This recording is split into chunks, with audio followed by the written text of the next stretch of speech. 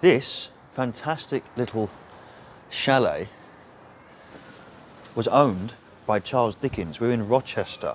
Now, he lived in Rochester. Many places claim to have connections to Dickens.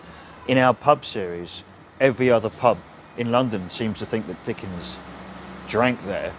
They'd have us believe that he was a chronic piss artist, but he actually did live here and took a lot of inspiration for his tales from here, such as Great Expectations and so on. For those that don't instantaneously know Dickens, he wrote a lot of ghost stories as well, the likes of Christmas Carol, most famously, that you'll recognise.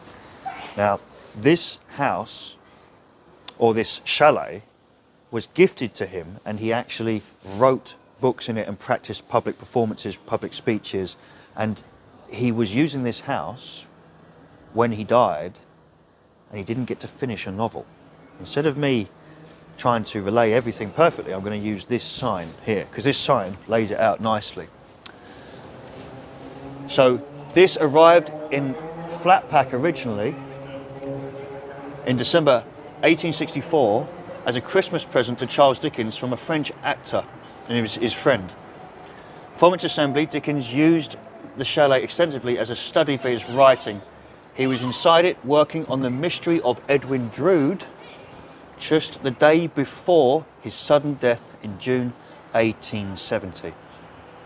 And then it goes on to talk about how it's an inspiration for future generations, which it is. And here we've got another plaque in dedication to Dickens. Wrote some of his most famous novels in this chalet. It was given to him in 1864 and once stood in the garden of his home at Gad's Hill Place. Now, as I said, he wasn't just said to live here, he was said to have loved it here, and all down the high street you'll see references to him and places that he visited. But take a nice look at this cameraman.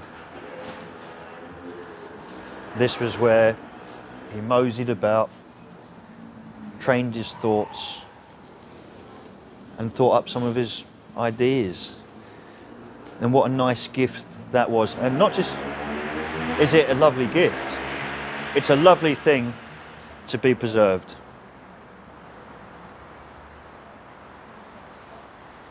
Beautiful.